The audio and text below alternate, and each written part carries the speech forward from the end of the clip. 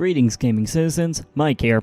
I decided that to get this video out at a decent time, I cut out all the jokes and parts where I actually talk about games. Don't worry, those parts of the video will still be available just at a later point. You just need to pay me $15 to access the rest of it.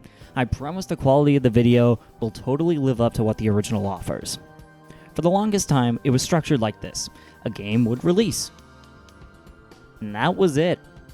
All the content that the game developer wanted to be in the game was already there, and you had the entire thing in one package. Then one day, some game developer was like, what if we made the people who bought this game buy it again? And it was at this moment that the gaming industry went downhill, because who needs fans of a game when there are dollar signs to be had? Of course, DLC isn't a new thing, with extra content going back to the 80s, with games like Sorcerian receiving episodic expansions. More recent examples of PC games getting DLC would be games like World of Warcraft getting paid expansions, usually sold in stores or just online. Actually, that reminds me, remember when, MMOs had boxed copies in stores? That was a time, wasn't it? No, maybe I'm having my midlife crisis. Who knows? To clear up a common misconception, DLC is different from microtransactions. Generally, microtransactions are used to purchase something like a premium currency in a game and are repeatable transactions. Meanwhile, with DLC, content is added to the game and you keep it permanently. The case study that is always looked at for starting this trend was the horse armor in the Elder Scrolls IV Oblivion. At the time, this kind of thing was unheard of, with the term microtransaction being uncommon in the industry. Because of that, the horse armor was referred to as bad DLC and set a dark precedent for monetization in gaming, but that's a story for another day. Like most things in society, the standard was set by the Sega Dreamcast, where DLC was available, as the Dreamcast was equipped with the ability to connect to the internet. The Dreamcast would soon be contested by the Xbox and its ability to offer downloadable content via Xbox Live. Not too long after, the PS2 would sell its own network adapter and throw itself into the ring as a competitor for online capabilities. Naturally, as all of this was going on, Nintendo was in the corner twiddling its thumbs until Nintendo Wi-Fi connection came with the Nintendo DS in 2004. Despite that though, downloadable content wasn't really offered on DS, except for games like Picross, where you downloaded extra level packs. This doesn't count necessarily, since it's just buying games, but Nintendo did offer occasional DLC on the Wii Shop channel, alongside their catalog of retro games that you could buy with Wii points. I don't count it much, because the Wii Shop channel was mostly used for buying games, not downloading additional content. The Legend of Zelda Skyward Sword Save Data Update channel was the absolute best Wii channel ever, no contest. This was a free download that offered a patch for a glitch that prevented you from completing the game, so I wouldn't say it's exactly DLC as much as it is a bug fix. Back in the day, DLC was frowned upon by the gaming community. Why pay more money for content that should have been in the original game? Better yet, if it's a free expansion to the game, why wasn't the original game just delayed so that content could be in it? To this day, gamers still ask this question whenever any kind of post-launch content is announced. So I thought it would be interesting to look at some games that offer DLC and see whether or not the game devs should have just waited, or if the extra cost is justified. Now, when I think of DLC, the first question that comes to mind is it worth the price? You're paying money for this content, so you need to have the peace of mind of getting your money's worth. Splatoon 2 was released in July of 2017 and changed the game for the better. No more Wii U gamepad shenanigans. This was how God intended you to play Splatoon, damn it. Like its predecessor, the game was updated over time with new weapons and maps, but a year after release, it got an expansion called the Octo Expansion. This expansion is consistently praised by fans for the sheer amount of content it brought into the game. For the price of $20, you had access to an 80-level single-player campaign, which was more than worth the value of the expansion alone. I've had friends say they would have paid significantly more for this expansion because it added so much new content. It was that good. Nintendo, despite being slow to catch up with industry trends, has had DLC figured out for some time now. Historically, Super Smash Bros. Has offered nothing but high-quality DLC for its games, starting with the Wii U and 3DS. Now, maybe it's more of a game director thing, with Masahiro Sakurai being as faithful to the character as possible when developing a fighter, but you can't deny that copious amounts of effort are put into every character. I also love the Smash Bros. DLC because they finally put Sora in Smash, and no, I will never not be happy about that. F*** you. It seems that, especially with the Nintendo Switch, Nintendo's first-party games tend to get great DLC that feels well-crafted.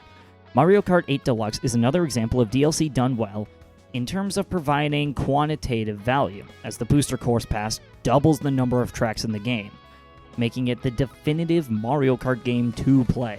Even if I'm somehow the only Switch owner in the universe that doesn't have Mario Kart 8 Deluxe, I can respect the sheer size of the Booster Course Pass.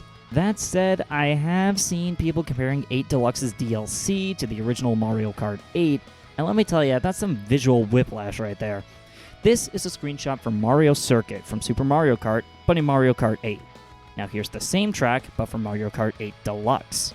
I get that 8 Deluxe was trying to mimic the visual style and contrast of the original track, but 8's rendition of Mario Circuit just looks so much better visually. Xenoblade is another series that seems to always succeed with DLC, as 2's Torna expansion is widely praised for being a meaty extension of the game's story. It appears that Monolith Soft just loves their fans because Xenoblade 3 is also getting the story expansion treatment later down the road. I've certainly Xenobladed at least once in my life, but I am looking forward to trying Torna if and when I find a copy of Xenoblade 2 physically, because I'm a weird kind of purist. Pokemon Sword and Shield had 2 DLC expansions, the Isle of Armor and the Crown Tundra, which added new areas to explore and brought in more old Pokemon for you to add to your Pokedex. I guess this was Game Freak's way of addressing the no National Dex controversy, but I digress. It's a hot take for sure, but I love the DLC. The legendary variations we had access to were pretty interesting, and I genuinely had fun playing through them. It was also neat to do the Dynamax adventures to try and get all the legendaries that I could. Finding all the Diglets was kinda dumb though, and you can't change my mind on that. So is it worth the price? Well, at $30, it's hard to say. With a community as volatile as the Pokemon fandom, the reception is very polarizing. I got my money's worth, as in the DLC alone I've probably sunk 20 to 30 hours, with most of that being legendary hunting. So in my opinion, it was somewhat worth it, but in this case, I think it's important for you to look at what the DLC offers and make that distinction for yourself. Good quality DLC isn't exclusive to the big three. Sometimes third-party developers put out amazing content for their games. Released in May 2016, Stellaris is a 4X sci-fi strategy simulation game where you develop a galactic empire, explore planets, and interact with tons of different alien species. Since its launch, Paradox has continued to support the game with DLC, both free and paid. Stellaris has multiple kinds of DLC packs, with the biggest being expansion packs that add all kinds of features and structures and advanced slavery because societal recession is just a f***ing game at this point.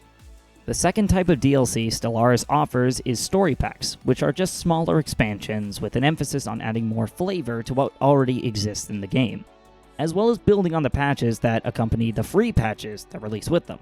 The last kind of DLC the Stellaris offers are the species packs that either adds new or enhances existing phenotypes in the game. Now this may seem typical, having all these paid expansions, but Stellaris handles things a little differently compared to other game developers. You see, while some of this content has a price tag, it's also blended in with free updates. Going to the advanced slavery example in the expansion pack I mentioned before, that expansion had that as a feature for the new species rights system, which came as a free update to the game to coincide with the expansion's release. The developers understand that players want to play new updates and be part of the conversation, but they give players access to these features for free with the option to expand on them with paid content. This means players can play around with the species rights system at no additional cost, but can purchase the expansion that adds advanced slavery if they so choose. Sometimes there are games out there where you look at the paid DLC and wonder, what did I really spend my money on? The Sims is a series that historically has gotten tons of DLC. When a Sims game comes out, you already know the next few years are going to consist of content packs dropping at least twice a year, with one of them taking up half of EA's E3 press conferences. Since the first game in the series, The Sims has had 2 different types of DLC. Expansion packs that add new content and features, and stuff packs that add stuff.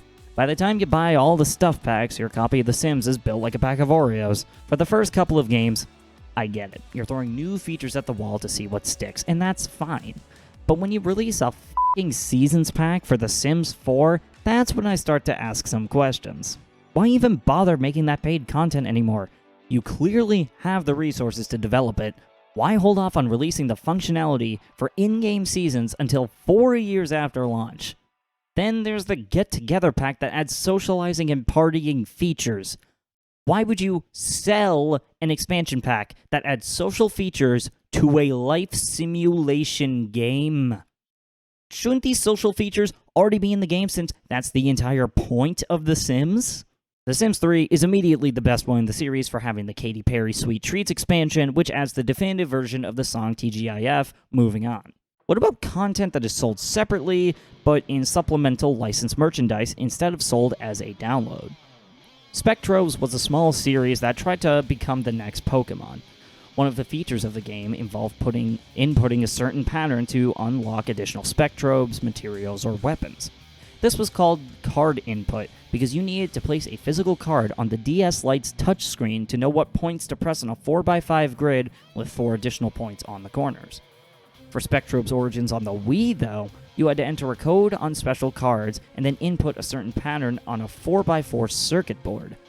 These cards were found in collector's editions of the game, strategy guides, and other Spectrobes-related merchandise. What's neat about this feature is that you didn't need the exclusive items to beat the game or anything. It just added additional content to play around with. In fact, you couldn't even enter codes in the first game until you've already beaten it once. Maybe if the series performed better, I would have more to say about this, but I think for what it was, it is a decent example of additional content for a game that doesn't feel like it should have been there from day one. I originally wasn't even going to mention this whole Spectrobes thing, but I stumbled across a video from Jordan Fringe Gaming about Spectrobes recently, and that's where I learned about the card functionality and decided to throw it into this video. If you're interested in what Spectrobes was as a series, I recommend checking out his video. The link will be in the eye icon in the top right corner of the screen, as well as in the description down below. If I had a nickel for every time someone talked about Spectrobes in the 2020s, I'd have 2 nickels, which isn't a lot, but it's weird that it happened twice. Naturally, for every good thing about the gaming industry, there's probably 1 or 2 developers that take a concept like this and hold the industry back. Atlus is infamous for how they handle DLC, and for good reason. It's no secret that Persona 5 Royal is my favorite game ever. I think that's been more than established. Despite that though, the way DLC is handled in Persona 5 is horrible. Looking at the PlayStation Store, most of the DLC here is in-game costumes that add nothing to the actual game, all priced at $7 a piece. Then you have the Battle Bundle, which allows you to fight the protagonist from Persona 3 and 4, which is neat, along with some items like skill cards and heals. For $10, that's borderline atrocious. What's worst of all is that the entire DLC bundle costs the same price as a new game. You can buy Persona 5 Royal by itself for maybe $20. Why make the DLC cost 3 times the price of the game? You are paying $60 for a couple of skins that make you go, hey, I get that reference, I too played Shin Megami Tensei. And maybe a few overpowered personas that will make you breeze through the game if you just don't care. There is no question about the value compared to the price. It is not worth it. You know what else isn't worth making DLC of? Difficulty options. It is practically a staple in Atlus games for the merciless difficulty to be offered as free Day 1 DLC. Now let me ask you 2 things. 1, why are difficulty options being locked behind a download? 2, why is it Day 1 DLC when you could have just put it in the base game? If it's available on Day 1, that means it's been ready, but the developers just didn't put the difficulty option here. They deliberately put a flag in the game's code that says, whoops, you didn't download 2 megabytes of pointless data to see the word merciless on the difficulty screen. Atlus wasn't always this ridiculous with DLC either. Shin Megami Tensei 4 Apocalypse had fair pricing for the content you got in the game. Cosmetic items like hats or outfits were 99 cents, and things like unlocking fusions or side story content were just a couple of dollars. Now, I'm still a little bothered that the easiest and hardest difficulty options were locked behind a free download, like in Persona 5, but everything else is a step in the right direction. Ubisoft needs to sit the f*** down. Watch Dogs had a slew of DLC among other bonuses. One of the content packs included T-Bone's single-player campaign, which was cool. Oh wait, according to my notes, this was exclusive to the Gold Edition and Season Pass. Well, there was the White Hat pack, which included a handful of single-player missions, which was exclusive to PlayStation unless you got the Digital Deluxe Edition or the Uplay Deluxe Edition. And it also wasn't in the Season Pass. Surely there's a chart that can help me talk about the Watch Dogs DLC. Oh no. Ubisoft, where the fuck do you get off thinking that this is an okay thing to do? It took me a good while to process this chart while researching this video. Now, Ubisoft is no stranger to doing this with the Assassin's Creed games having a multitude of different editions, but this is absurd. You not only have DLC exclusive to certain editions of games, but there are a few DLC packs that are exclusive to PlayStation systems only. On top of that, you also have editions of the game that are exclusive to certain storefronts. On top of that, some editions are exclusive to certain regions. Do you live in North America and want the map of Chicago that comes with the DedSec edition? F*** you, because that's exclusive to everywhere but the Americas. Not only is this a terrible way to handle DLC, but it is a horrid way to handle the release of a game in general. Why make content exclusive to specific consoles? Why does the Season Pass not have all the DLC included with it? That's the point of a Season Pass. There is just so much wrong with this that it's baffling Ubisoft still gets support to this day. To continue with the Ubisoft is shit train of thought, let's talk about Assassin's Creed 2. Assassin's Creed 2 has DLC that adds some story to the game. Sounds fine, right? Supplemental story content? Well, it just so happens that chapters 12 and 13 were locked behind a DLC paywall, and not purchasing said DLC would leave a gap in the chapter selection bigger than the hole in your heart that forms when you realize that you have to pay more money for the full story. I think in this case, it's a good idea to ask yourself, is this game unfinished? Since story content is deliberately being sold separately. I'll let you be the judge. You know what's worse than all of this? Purchasing DLC, but the developers can cut off your access to said content after vaulting it. Destiny 2 has this content vault system where destination and activity content is cycled in and out of the game. The vault system on its own isn't a terrible idea. Fortnite has a similar system where weapons are vaulted and periodically brought back to the game. But when content you spent money on is locked away where you can't access it, that's when it becomes a bit of an issue.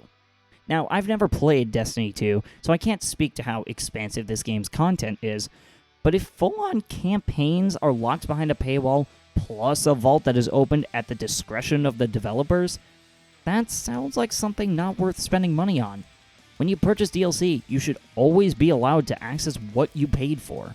Perhaps Destiny could adopt a concept where you enter the vault and play that content while it's out of rotation. It may seem counterintuitive to keep some content locked away, but at least you'd be able to access what you paid for. Let's circle back to the original question. Does DLC mean a game is unfinished? As anticlimactic as it is, there's no single answer, as that is determined by the player and how they perceive the value of the content being sold. If you ask me, I'd say the content needs to justify the price. If you're a fighting game and you're charging $30 for a season pass, you need to make sure that the characters being released are fun to play and appeal to the community. If you're simply offering a new difficulty option, just make that a free patch or add it to the base game instead of making players download 2 megabytes of data on day one. There should be no reason to hold back something as small as a difficulty option from being in a game at launch. DLC also has to be separate from the main game in content. What I mean is you should never lock crucial story content behind DLC, as that ruins the flow of the game you're playing. If you deliberately put a paywall between story arcs, it's frustrating for the player to have to spend additional money to get what is described as the full experience.